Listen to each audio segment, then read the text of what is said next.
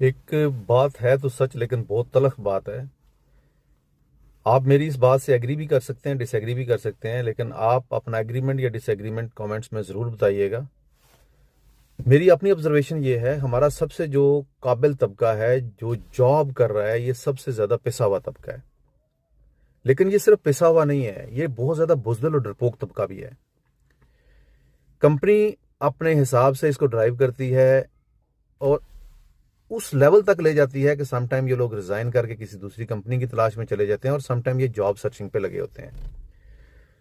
मैंने यहां तक लोगों को देखा जॉब्स करते हुए, गालियां बर्दाश्त करते हुए देखा है।